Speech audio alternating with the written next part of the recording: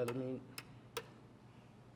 وصلى الله وسلم وبارك على النبي الكريم وعلى آله وصحبه أجمعين.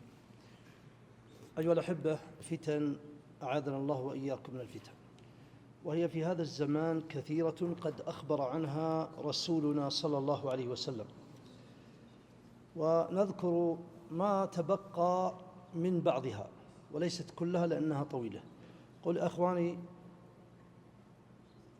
روى الإمام البخاري في صحيحه عن أم سلمة زوج النبي صلى الله عليه وسلم أنها قالت: استيقظ رسول الله صلى الله عليه وسلم ليلة فزعا، وهذا حاله مع الفتن، أنه إذا تذكرها فإنه يفزع ويخاف، وهو يقول بأبي هو وأمي صلى الله عليه وسلم: سبحان الله. وكان إذا تعجب من أمر يسبح أو يكبر أو يهلل، قال: سبحان الله. ماذا أنزل الله من الخزائن، أي خزائن الرحمات، وماذا أنزل من الفتن؟ من يوقظ صواحب الحجرات، أي نساؤه، لكي يصلين، رب كاسية في الدنيا عارية يوم القيامة. استنبط أهل العلم أن الصلاة من أعظم ما يقي الفتن، وهي المقصود بها الصلاة بشكل عام، وصلاة الليل بشكل خاص، لأن هذا كان في الليل، وقال: من يوقظ صواحب الحجرات كي يصلينا.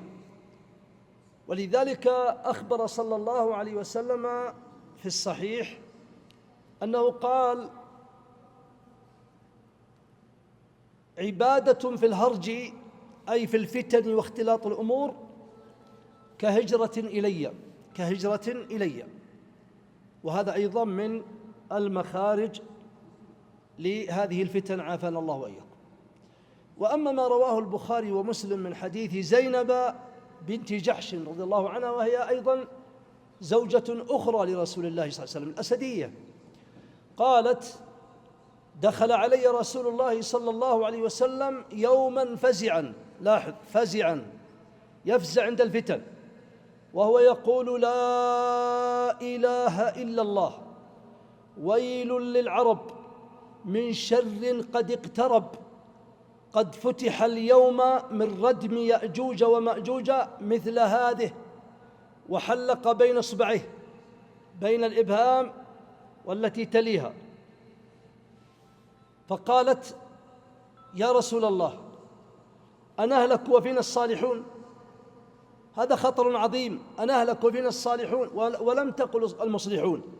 وفرق بين الصالح والمصلح، فإن المصلح صالح في نفسه لكن ما يهم الناس، لا يأمر ولا ينهى، حتى ربما في بيته لا يأمر ولا ينهى، ولا جيران ولا أقارب ولا أحد ولا زملاء في العمل.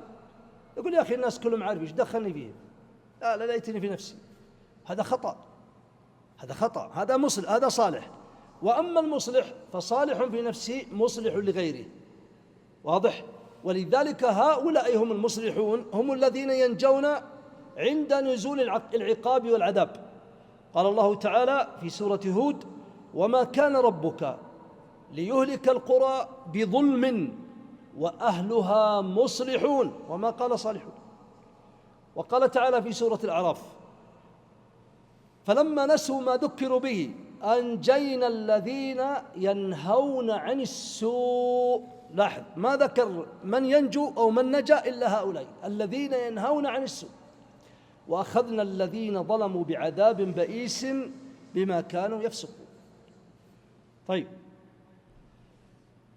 فقال صلى الله عليه وسلم: نعم، إذا كثر الخبث، إذا كثرت المعاصي والذنوب وكثرت المنكرات وتفشت وجاهر بها أهلها، ثم لا أحد يأمر ولا ينهى، فهنا ويل للعرب من شر قد اقترب، ويل للعرب من شر قد اقترب. والذي يلاحظ الآن في كل المجتمعات الإسلامية تجد أن الخبث تفشى وظهر، وأصبح المهيمن والمسيطر وتجد أن الآمرين بالمعروف والنهي عن المنكر الله المستعان لا يأمر أحد ولا ينهى أحد، كل يقول نفسي نفسي، كل يهتم في دنياه ويهتم في بطنه وفرجه فقط، وهذا حال مخيف ومرعب. الأمر الذي يليه، فإن النبي صلى الله عليه وسلم كما في حديث حذيفة رضي الله عنه قال: كان الناس يسألون عن الشر عن الخير وكنت أسأل عن الشر. لماذا يا حذيفة رضي الله عنه؟ قال: مخافة أن يدركني، يريد أن يحتاط ويعمل بما ينجيه عند الخوف من هذه الشرور.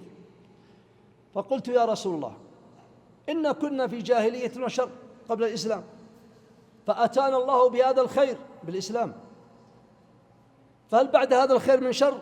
قال: نعم. قلت: فهل بعد هذا الشر من خير؟ قال: نعم. وفيه دخن، فيه دخن.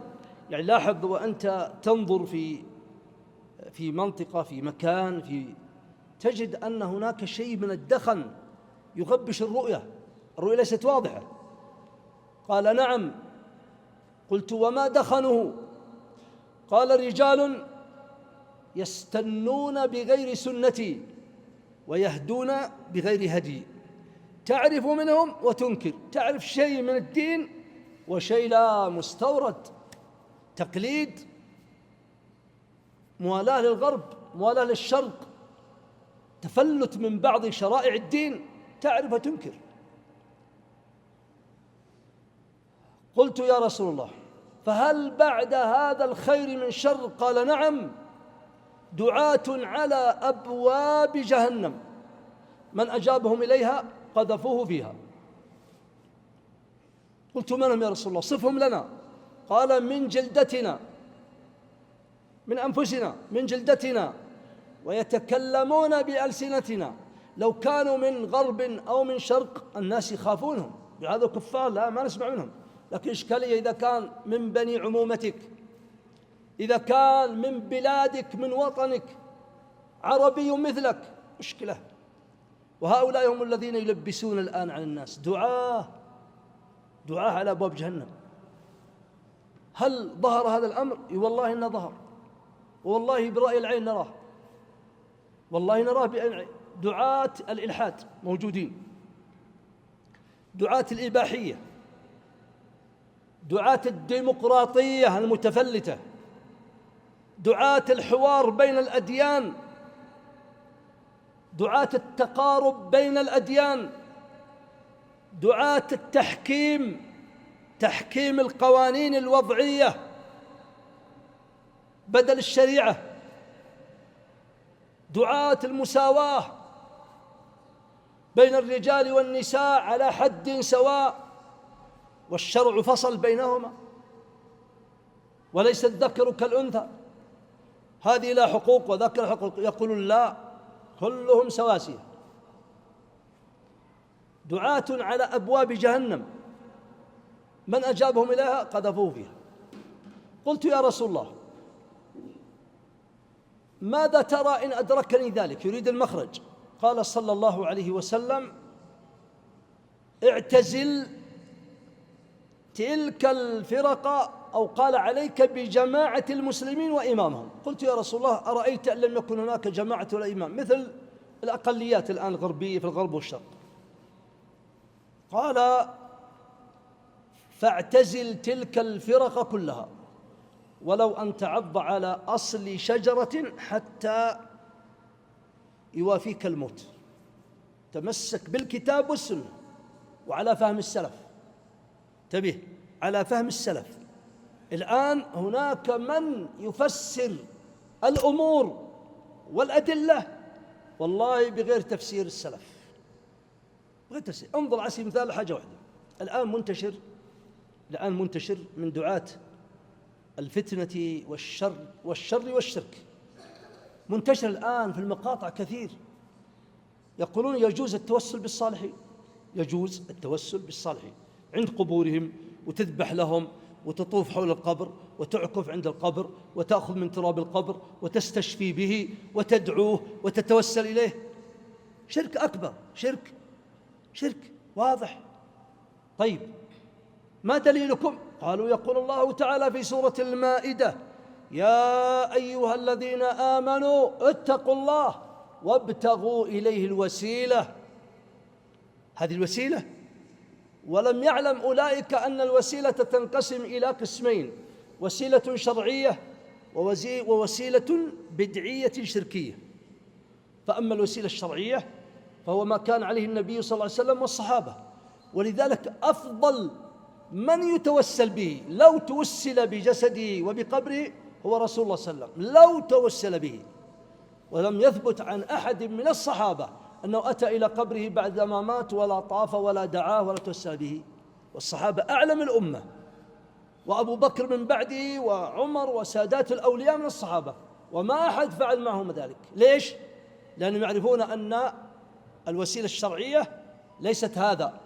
الوسيلة الشرعية هو أن تتوسل إلى الله بإيش؟ بإيمانك. ربنا إننا سمعنا مناديا ينادي الإيمان أن آمنوا بربكم فآمنا. وتتوسل إلى الله بعملك الصالح، مثل الثلاثة الذين أطبق عليهم الحجر في الغار فسد عليهم، فتوسل الثلاثة كل إلى الله بخالص عمله. والتوسل إلى الله يكون بأسماء الله الحسنى وصفاته العلى، ولله الأسماء الحسنى فادعوه بها. والتوسل إلى الله بإيش؟ بدعاء الصالحين الأحياء وليسوا الأموات. فلك إذا رأيت إنسانا تتوسم فيه الصلاح تقول: يا فلان بالله تكفى، لا تنسني من دعائك. ولذلك يقول شيخنا العلامة عبد الرحمن بن ناصر البراك حفظه الله ونفع به الأمة، قال: لو دعا لك واحد قال الله يغفر لك ويعفو عنك، فقل: اللهم شفعه إيش؟ فيا، اللهم شفعه فيا. ولذلك الدعاء أو الصلاة على الموتى حينما نصلي عليهم وش يعتبر؟ دعاء. والدعاء شفاعة. والدليل قال صلى الله عليه وسلم: ما من عبد مسلم يصلي عليه 40 لا يشركون بالله شيئا إلا إيش؟ شفعهم فيه بإيش؟ ماذا فعلنا؟ ندعو فقبل الله دعاؤنا وشفعنا فيه، استجاب دعانا فيه. هذا هو الشفاعة.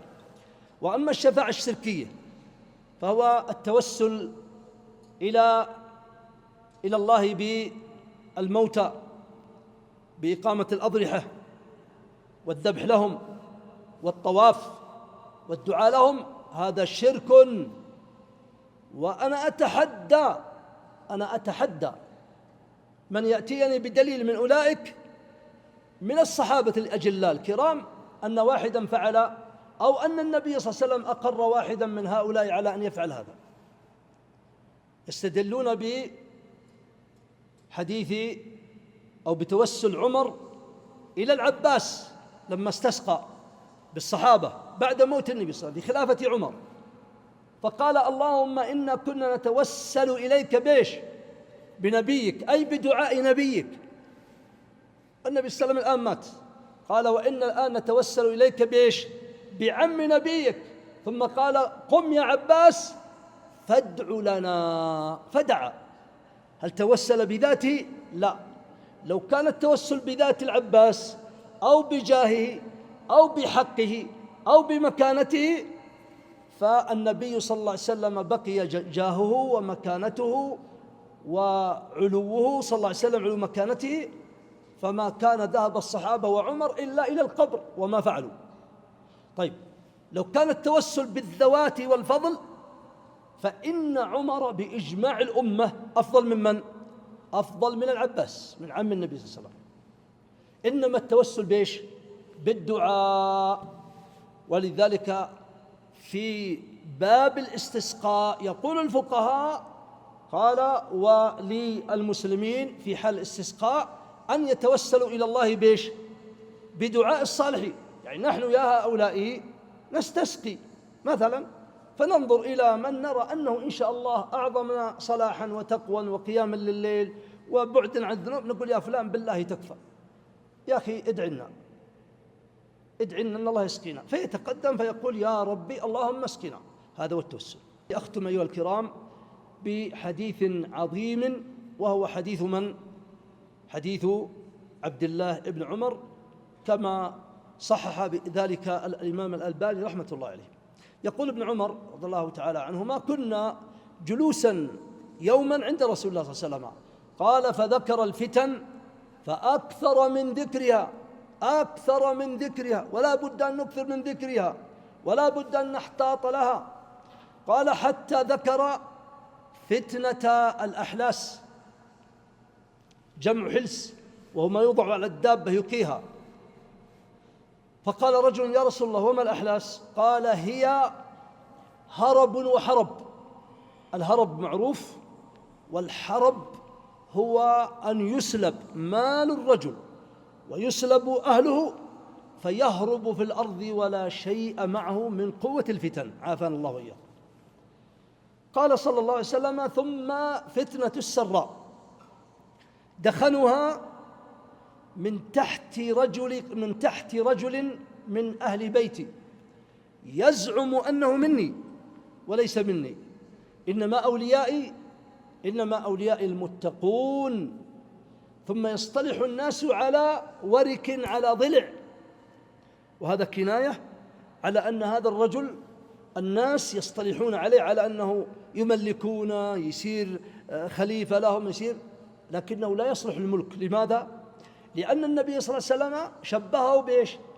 بوقوف عظم الفخذ على عظم الضلع، وهذا لا يمكن أن يقف أبدا ويستقيم. فقال أهل العلم معنى ذلك أنه لا يستقيم الأمر له ولا يصلح للخلافة. قال: ثم فتنة الدهيماء لا تدع أحدا من هذه الأمة إلا لطمته لطمة، حتى إذا قيل انقضت انتهت، تمادت أي امتد أمدها واستطال شررها، حتى يصبح الرجل فيها مؤمنا ويمسي كافرا. فيصير الناس على فسطاطين، يعني على فريقين: فسطاط إيمان لا نفاق فيه، وفسطاط نفاق لا إيمان فيه. فإذا كان ذلكم فانتظروا الدجال من يومه أو من غده. والذي يلاحظ منذ أكثر من 40 سنة في بلادنا وفي جميع البلاد الإسلامية يجد أننا في وقت تميز. الفتن تضرب المجتمع الإسلامي ضرب، والناس الآن يتميزون، فمنهم من يلتزم على الدين بدليله بالسنة التزاما صحيحا، وهذه بفضل الله رأيناها في كل البلاد الإسلامية تبشر بخير. ولذلك أعطيكم بس ملحظ: الحرمين الشريفين قبل 40 سنة هل كان أحد منا يرى هذه الموائد التي تبسط لتفطير الناس يوم الاثنين والخميس والبيض؟ والله ما كنا نراها ولا أذكر. ما كان يفطر ويصومها إلا أناس قليل جدا، تشوفه متخفي ويخرج من جيبه تمرات يفطر، ما أحد يعلم هل هو مفطر ولا صائم. الآن بفضل الله أصبحت ظاهرة، وما من بيت في هذه الأيام بفضل الله إلا نادر إلا تجد من يصوم الاثنين، يصوم الخميس، يصوم الأيام البيض. الناس يصومون 6 شوال، ما كان يعرف هذا. الناس يصومون عرفة و9 ذي الحجة، الناس يصومون 9 وعاشوراء. الناس أصبحوا يقومون الليل، يصلون الضحى، حفظوا عليها على السنن. هذا من فضل الله، هذا في اسطاط بإذن الله إيمان سيكون لا نفاق فيه. وأما مسطاط النفاق فما كنا نسمع قبل 40 سنة أحد يترك الصلاة في المجتمعات الإسلامية، ولا يتجرأ أن يقدح في الشريعة، ولا يتعرض للدين، ولا يجاهر بزندقته ونفاقه ويتباهى أمام الناس في الفضائيات وفي المقاطع، يأتي بكفر وزندقة أمام الناس ولا فكر. الآن في مجتمعات المسلمين الآن على فكرة، وبين فتياتنا وشبابنا موجة خطيرة تسمى بموجة الإلحاد، وهو إنكار وجود الله عز وجل. الآن لها دعاة ومنتشرة، وفي من يعتنقها من شبابنا، وبعض الناس في بيته من هؤلاء ولا يعلم، نسأل الله أن يحفظ هذا المجتمع وأن يحفظ مجتمعات المسلمين وأن يعيذنا وإياكم من الشرور والفتن. اللهم احفظنا بحفظك وتولنا بحسن. اللهم اجعلنا هداة مهديين غير ضالين ولا مضلين. اللهم إنا نسألك فعل الخيرات وترك المنكرات وحب المساكين، وأن تغفر لنا وترحمنا وتتوب علينا، وإذا أردت بعبادك فتنة فاقبضنا إليك غير مفتونين. والله أعلم، وصلى الله على نبينا محمد وآله وصحبه وسلم. جمعية الدعوة والإرشاد وتوعية الجاليات بأبها، بالدعوة نحيا.